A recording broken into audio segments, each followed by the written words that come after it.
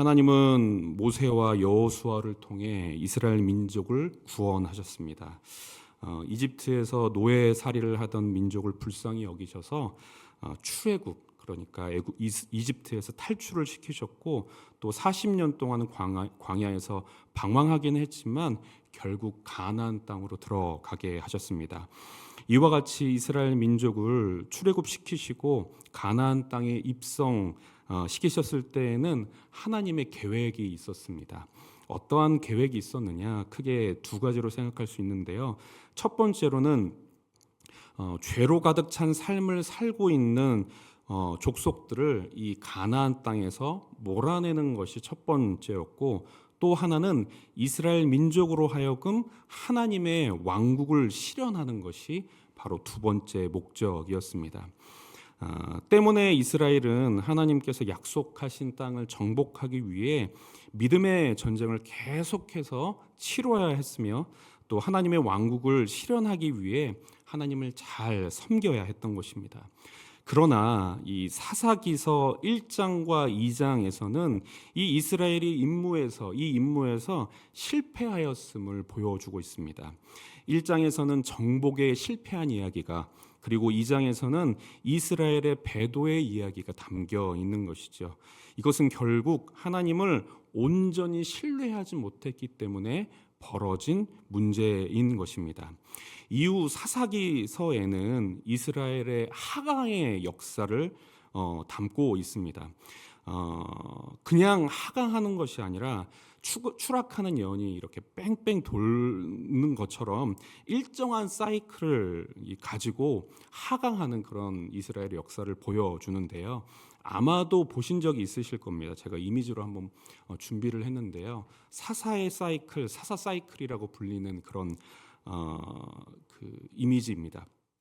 먼저 이 하나님을 배신하는 것부터, 배도하는 것부터 사이클은 시작이 됩니다. 이스라엘 백성들은 자신들을 구원하셨을 뿐만 아니라 가나안 땅을 허락하신 하나님을 외면하고 다른 신을 섬기게 되죠. 그러면 하나님께서 어떻게 대하시냐? 이방 나라를 매로 삼으셔서 징계하시기 시작합니다. 말 그대로 이것은 심판이 아니라 징계인 것이죠. 다시 돌아와라, 다시 나를 바라보라, 이와 같은 징계인 것이죠. 그럼 이 고초를 당한 이스라엘은 어떻게 대응을 하는가?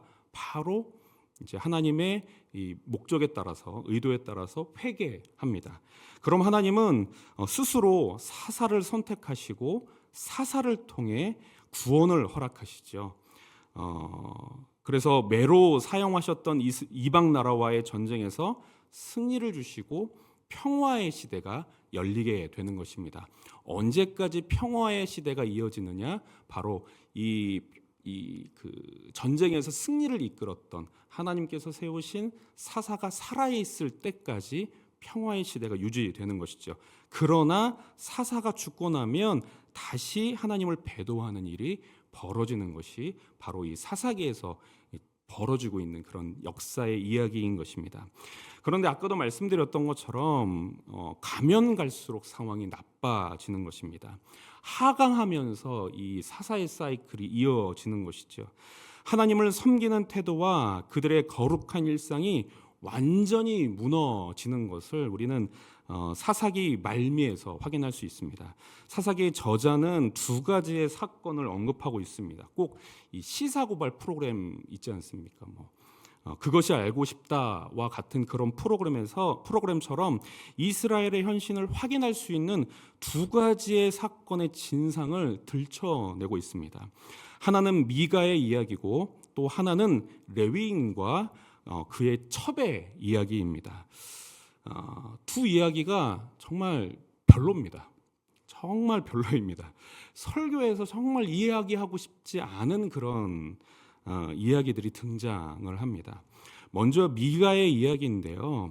이 미가는 에브라임 산지에 살고 있었습니다. 그런데 이 미가는 어머니에게서 은 1,100개를 훔쳤습니다. 그런데 어머니가 돈을 훔쳐간 도둑이 아들인지도 모르고 도둑에게 저주를 선언하니까 이 아들인 미가는 두려워서 그 돈을 어머니에게 돌려드리죠. 그러면 이제 당연히 저희와 같으면 혼을 내야 하는데 혼을 내지 않고 어머니는 그 은 200으로 아들을 위하여서 신상을 만들고 집에 모시기 시작합니다. 뿐만 아니라 제사장이 입는 에봇을 만들고 지나가던 레위인을 붙들고 그를 집안의 제사장으로 삼습니다. 그리고 그 신상이 하나님인 양 하나님께서 복을 주실 것이다 망언을 일삼죠.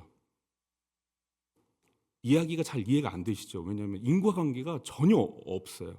악한 것만 가득합니다. 그런데 사건은 여기서 끝나지 않고요. 이스라엘의 지파 중에 단지파가 있었는데 이 단지파는 하나님께서 주신 땅을 정복하지 못했고 또 살 땅을 찾기 위해서 알아서 북쪽으로 이주하기로 결정합니다. 그리고 이 와중에 미가의 집에 있었던 신상과 에봇을 도적질할 뿐만 아니라 그 집에서 섬기고 있었던 제사장도 함께 가게 되는 것이죠. 단자손은 결국 하나님께서 주신 땅을 버렸을 뿐만 아니라 우상을 세우는 범죄를 저지르게 되는 것입니다. 우리가 알고 있는 그 로마서의 말씀처럼 선한 데는 지혜롭고 악한 데는 미련해야 하는데 거꾸로 악한 데는 지혜롭고 선한 데는 미련하게 짝이 없는 사람들의 이야기가 펼쳐지고 있는 것입니다. 그런데 이와 같은 이야기만 있는 것이 아닙니다. 더 충격적인 이야기가 기다리고 있는데요. 정말 성경에 기록하지 않았다면 언급하고 싶지 않은 그런 이야기이고요. 만약 이 당시 그 당시에 카메라가 없었던 것이 너무나도 다행이다 라고 말할 수밖에 없는 그런 사건의 이야기가 그 진상을 사사기의 저자는 언급하고 있습니다. 아까 말씀드렸던 것처럼 한 레위인과 그의 첩 이야기인데요. 일단 레위인에게 첩이 있었다는 것만으로도 말이 안 되는 이야기입니다. 그런데 이 첩이 요즘 말로 바람을 피우고 달아난 거죠. 자신의 집인 이 유다 베들레헴으로 도망가게 됩니다. 이 레위인은 첩을 데려오기 위해서 유다 베들레헴으로 향하게 되고 결국 그 첩을 데리고 돌아오게 되죠. 근데 돌아오게 되는 길에 이제 밤이 깊어서 기브아라는 지역의 한 집으로 들어가게 됩니다. 그런데 그곳에서 불량배들이 찾아와서 레위인을 성폭행하려 하죠. 여러분 이 당시 이스라엘에 태어나지 않은 것이 참 다행이라고 생각할 만큼 정말 끔찍한 동네입니다. 사람들이 사는 성읍의 버젓이 불량배들이 나타나고 남자가 남자를 함부로 성폭행하려는 그런 사회가 이 당시 이스라엘이었던 것이죠. 그런데 더 참혹한 것은 레위인과 그 집 주인이 어떻게 행동하느냐. 레위인 대신에 그 첩을 문 밖으로 던져버립니다. 모든 악한 일이 끝난 후에 동이 트고 레위인은 첩을 데리고 집으로 가려고 하죠. 그런데 이 레위인의 행동이 너무나 끔찍합니다. 너무나 선뜻해요. 아무 일도 없었던 것처럼 너무나 태연하게 문 앞에 엎드려져 있는 첩을 깨우는 거죠. 일어나, 이제 가자.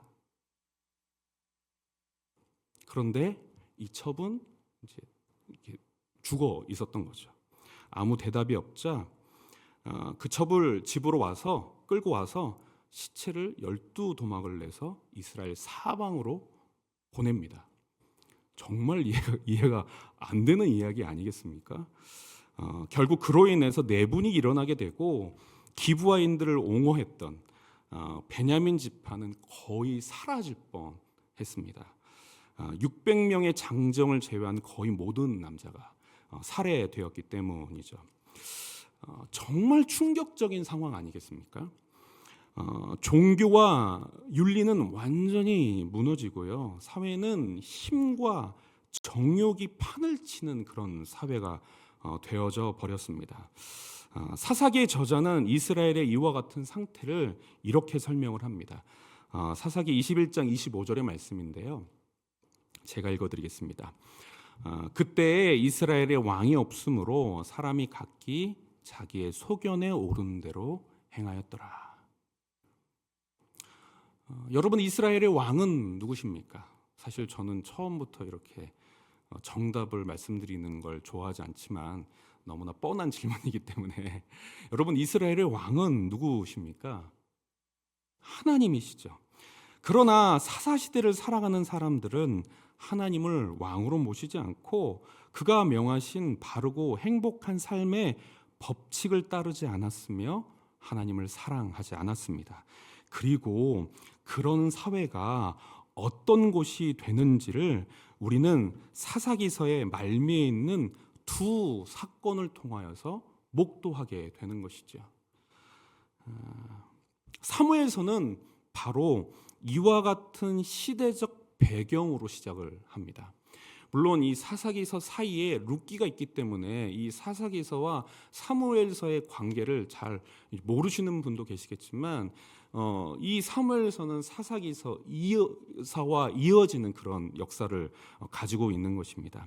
헤어나올 수 없을 것 같은 깊고 깊은 죄의 어둠에서 시작하는 것이 바로 사무엘서인 것이죠. 그런데 참으로 고약한 건 이 사무엘서의 시작이 바로 에브라임 산지에서 시작된다는 것입니다. 이 사무엘서가 에브라임 산지에서 시작되는 것이 왜 고약한가? 아까 말씀드렸던 이 사사기서의 에필로그에 해당하는 두 사건이 모두 에브라임 산지에서 벌어진 일이기 때문입니다. 아까 말씀드렸던 미가 이야기에서 미가가 에브라임 산지에서 살았고 또 레위인이 바로 에브라임 산지에서 살았던 사람이기 때문입니다. 그런데 하나님은 사무엘서의 이야기를 에브라임 산지에서 사는 한 가정의 이야기로 시작하시는 거죠. 만약 제가 이 이야기를 쓰는 사람이었다면 결코 저는 에브라임에서 시작하지 않았을 것입니다. 이 에브라임에서 너무나 참혹한 일이 벌어졌는데 생각나지도 않게 전혀 다른 곳, 아니면 에브라임에서 전혀 먼 곳에서 이야기를 시작해야 할 것 같은데 하나님은 굳이 에브라임에서 회복의 이야기를 시작하고 계신 것이죠. 여기서 우리가 기억해야 할 것이 있습니다. 그것은 무엇이냐? 우리 하나님은 사막에 강을 만드시고 광야에 길을 내시는 분이라는 사실입니다. 또 슬픔을 기쁨으로 변화시키시며 가장 깊은 어둠에서도 가장 밝은 빛을 발하시는 분이 바로 우리 하나님이시라는 사실입니다. 그렇기 때문에 어떤 순간에도 왕이신 우리 하나님과 그 말씀을 희망으로 삼으시는 저와 여러분들 되시길 축복합니다. 하나님을 깊이 신뢰하심으로 그 어떤 어둠에서도 빛으로 나아오시는 저와 여러분들 되시길 간절히 축복합니다. 그럼 에브라임 산지에서 시작되는 이야기에는 누가 등장을 하는가? 바로 한나라는 여인이 등장을 합니다. 이 한나는 엘가나라는 신실한 한 사람의 아내였습니다. 불행히도 그녀는 아이를 출산하지 못했죠. 그리고 우리가 말씀에서 읽어봤던 것처럼 이 본문에서는 두 번이나 강조하고 있는데요. 하나님께서 아이를 낳지 못하게 하셨다라고 강조를 하고 있습니다. 어쨌든 이 이유 때문인지 엘가나에게는 한나 말고 분인나라 하는 아내가 한 명이 더 있었습니다. 분인나는 자녀가 있었고 한나는 자녀가 없었죠. 그러나 엘가나는 분인나보다 한나를 더 사랑했습니다. 그래서 여기에서 드라마 사랑과 전쟁이 시작되는 거죠. 자식을 낳았음에도 남편의 사랑을 한나에게 빼앗겼기 때문에 분인나는 한나를 미워합니다. 이 성경은 분인나가 한나를 격분했다라고 말하는데요. 아마도 이런 말을 하지 않았겠습니까? 자녀를 낳지 못하기 때문에 당신은 여자로서 저주를 받은 것이다. 남편에게 사랑을 받으면 무엇을 하냐? 하나님 앞에 저주를 받았는데 막 이런 저주의 말을 퍼붓지 않았겠습니까? 이 분인나는 한나의 약점을 파고들어서 그녀의 마음에, 그녀의 자존심에 상처를 내었을 것입니다. 그런데 이 드라마 사랑과 전쟁에서는 이와 같은 사람들이 누구를 찾아가나요? 전문가를 찾아가죠. 신구 선생님과 같은 이런 전문가를 찾아가지만 한나는 하나님을 찾아갑니다. 사무엘상 1장 11절의 말씀인데요. 우리 다 같이 한번 읽어보도록 하겠습니다. 시작.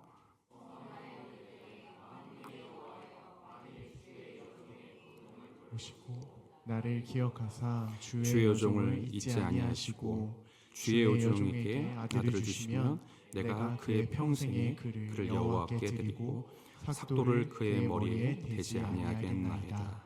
아멘.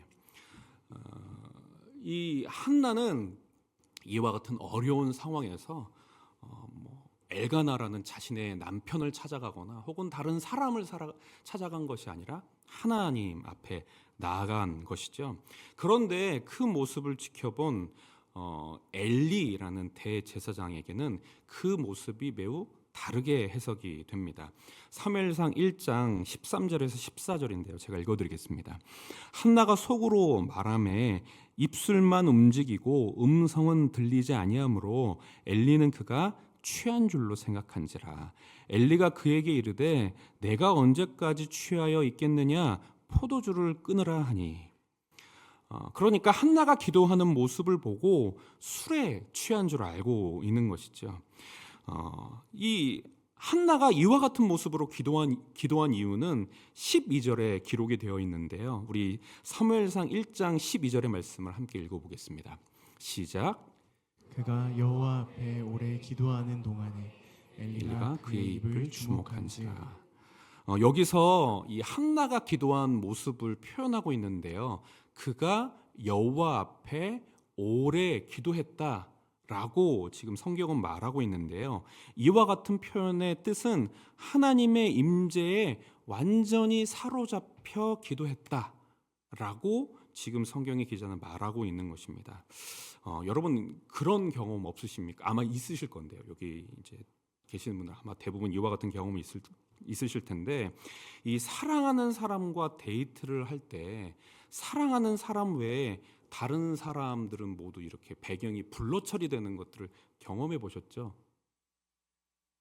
그러니까 이 상대방에게 너무 집중해서 이제 그 사랑하는 사람과 있었던 하루를 뒤돌아봤을 때 다른 사람들은 전혀 기억 안 나는 거죠. 만났던 점원이라든지 만났던 어떤 운전기사라든지 어떤 사람들도 지나갔던 어떤 사람들도 생각나지 않고 사랑하는 사람만 그렇게 생각나는 것. 지금도 여기 다 그런 경험들을 계속 하고 계시죠? 네, 축복합니다. 네. 그런데 지금 한나는 완전히 여호와 하나님 앞에 사로잡혀서 기도하고 있는 것이죠. 그러니까 그 공간에 누가 있는지, 그 공간에 있는 사람이 나를 어떻게 생각하는지 아무런 생각도 하지 않고 오직 하나님 앞에 집중하여서 기도하고 있는 것입니다. 그런데 그 모습을 보고 제사장이자 사사인 엘리는 이 한나가 술에 취한 줄 알고 있는 것이죠. 한나의 이 영적인 상태를 전혀 감지하지 못하고 있는 것입니다. 그리고 이와 같은 모습은 그 시대가 백성의 아픔과 상함을 전혀 눈치채지 못하는 영적 어둠의 시대였음을 이제 보여주는 어떤 하나의 표본이기도 한데요. 어쨌든 이와 같은 질문에 한나는 무엇라 대답을 하느냐, 15절과 같이 대답을 합니다. 15절의 말씀이 참 중요한 말씀인데요. 우리 다 같이 한번 읽어보겠습니다. 15절입니다. 시작. 한나가 대답하여 이르되 내 주여 그렇지 아니하나이다. 나는 마음이 슬픈 여자라. 나 독주를 마신 것이 아니요 여호와 앞에 내 심정을 통한 것뿐이오니. 먼저 앞부분을 잠깐 보여주시겠습니까? 앞부분에 뭐라고 되어 있냐면 나는 마음이 슬픈 여자라 라고 표현을 하고 있습니다. 이 본문은 계속 띄워주셨으면 좋겠습니다. 여기서 슬프다라고 이제 번역된 히브리어 단어는 카샤라는 단어인데 굳다, 딱딱하다라는 의미를 가지고 있습니다. 그러니까 이 표현은 나의 마음이 딱딱하게 굳어져 있습니다라고 지금 한나가 말하고 있는 것이죠. 기분이 좋고 여유가 있고 부드러운 마음의 상태가 아니라 딱딱하게 굳어진 마음의 상태라는 것입니다. 여러분, 우리는 살아가면서 어려운 일을 만나면 온통 그 생각이, 그 마음이 그 생각으로 가득 차는 것을 경험하게 됩니다. 제가 오늘 나오는 길에 편지함에 꽂혀져 있는 신호 위반 과태료 통지서를 마주했습니다. 6월에 찍힌 사진인데요. 저는 의견서를 제출할 생각입니다. 전혀 그런 기억이 없거든요. 제가 근데 중요한 것은 무엇이냐면 제가 집에서 출발해서 교회를 오는 내내 생각이 나더라고요. 다른 생각을 해야 되는데, 혹은 오늘 이제 나눌 설교에 대해서 생각을 해야 되는데 그 생각은 안 나고 온통 통지서 생각만 나는 거죠.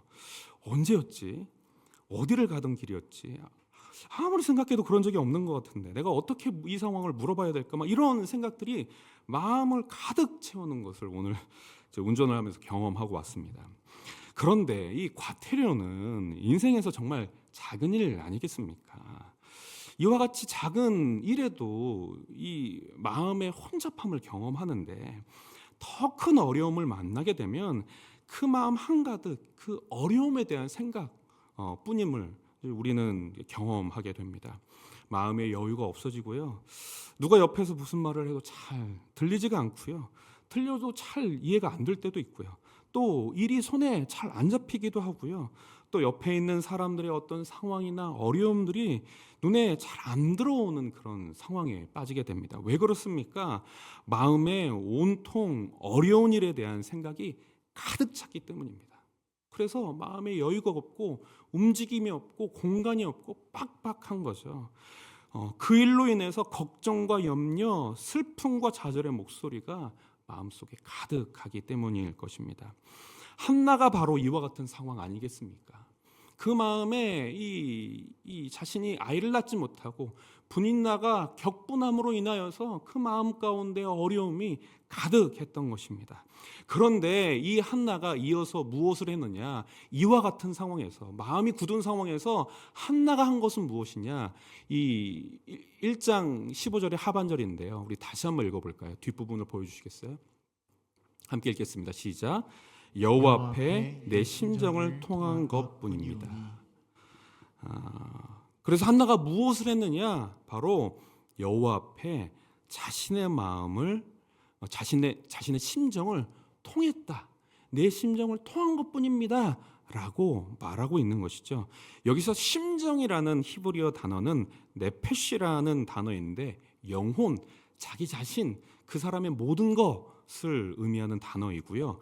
통하다라고 번역된 히브리어 단어는 샤파크라는 단어인데 쏟다라는 의미를 가지고 있습니다.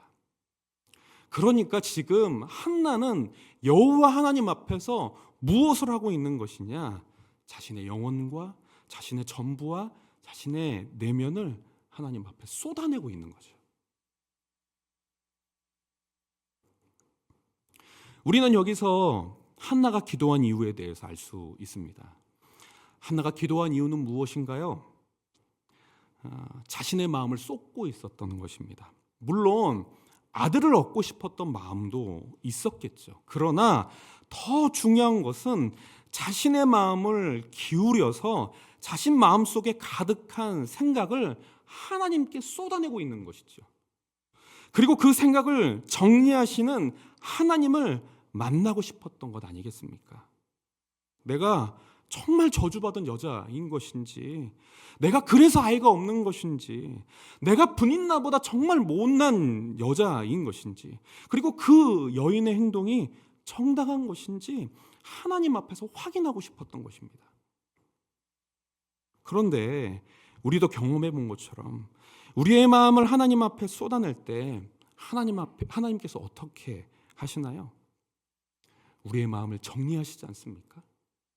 무엇이 오해였고 무엇이 옳은 것이며 우리를 향한 하나님의 마음이 어떠한지를 알려주시지 않습니까?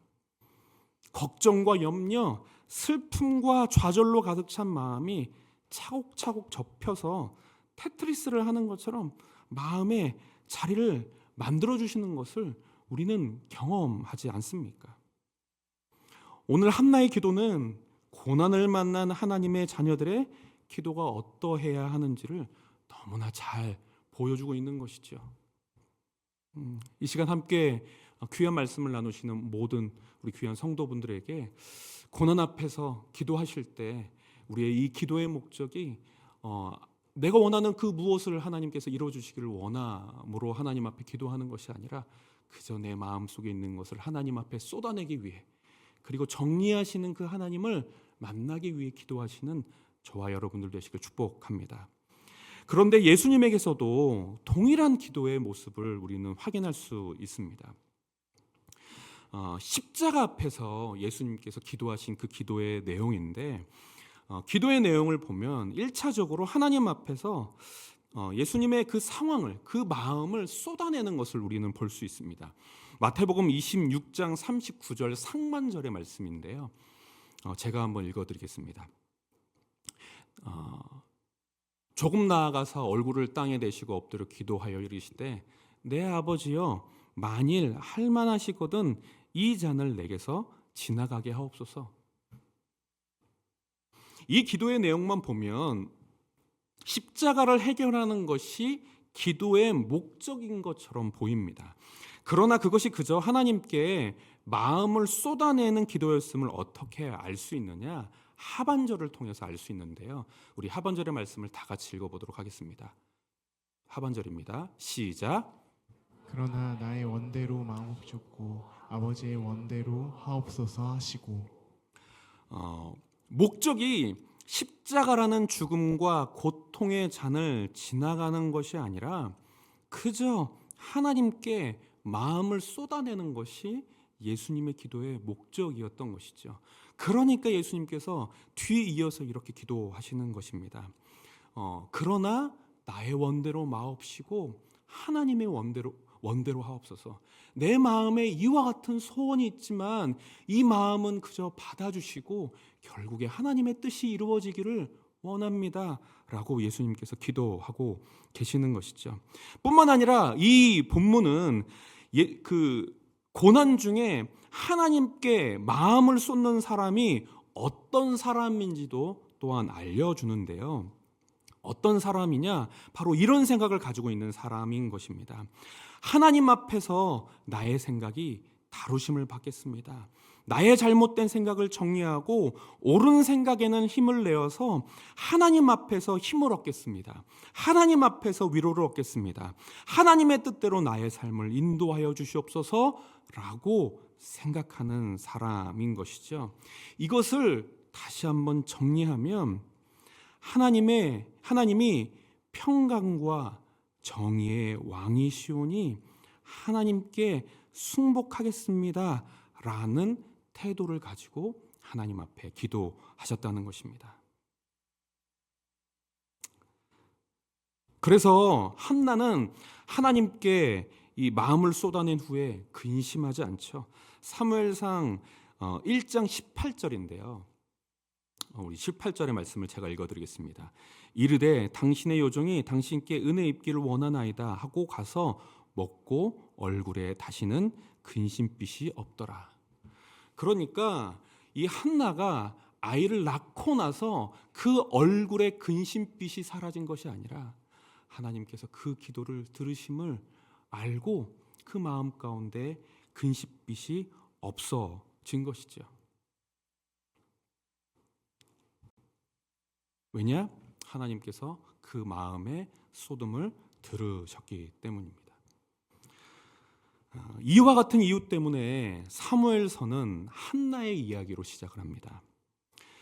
물론 이 사사시대와 왕정시대를 잇는 사무엘이 등장해야 했기 때문에 사무엘의 어머니인 한나가 등장하는 이유도 있었겠지만요, 그런 이유만을 생각을 하면 한나의 이야기가 포함하는 그런 범위가 상당히 넓죠.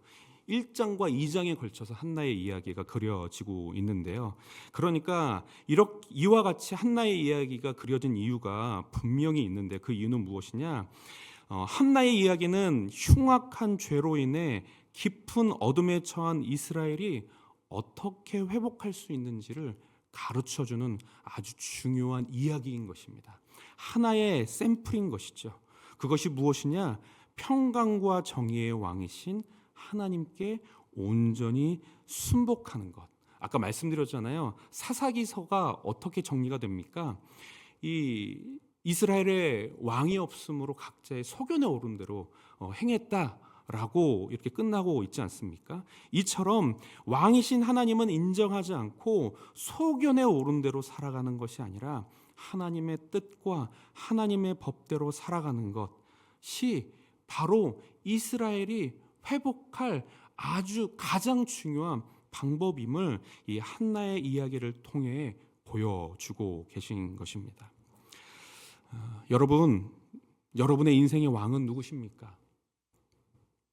너무나 우리가 잘 알고 있는 것처럼 우리의 왕은 바로 하나님이십니다. 물론 말로 고백하는 것은 그리 어렵지 않습니다. 그러나 삶에서 정말 그렇게 살아가는 것은 쉽지 않죠. 저도 적지 않은 기간 그리스도인으로서 살아왔고 또 사역자로 살아가고 있지만 왕이신 하나님에 대해 설교하는 것보다 하나님을 왕으로 모시며 왕 대신 하나님의 말씀으로 살아가는 것이 훨씬 어렵습니다. 훨씬 어렵습니다. 그러나 우리는 끊임없이 하나님이 우리의 왕 되심을 고백해야 함을 믿습니다. 그리고 왕 되신 하나님을 인정하며 하나님께 순복하며 살아야 합니다. 특별히 한나가 보여준 기도의 모범과 같이 기도할 때에도 어떤 고난 중에 기도할 때에도 내가 원하는 것을 요청하고 얻어내는 것을 위해 기도하는 것이 아니라 그저 우리의 마음을 하나님 앞에 쏟아내기 위해 그리고 마음을 쏟아냈을 때 우리의 마음을 다루시며 우리의 마음 가운데 바른 길을 인도해 주시는 그 하나님 때문에 기도하는 그런 모습이 우리에게 있어야 함을 오늘 한나의 이야기는 보여주고 있는 것이죠.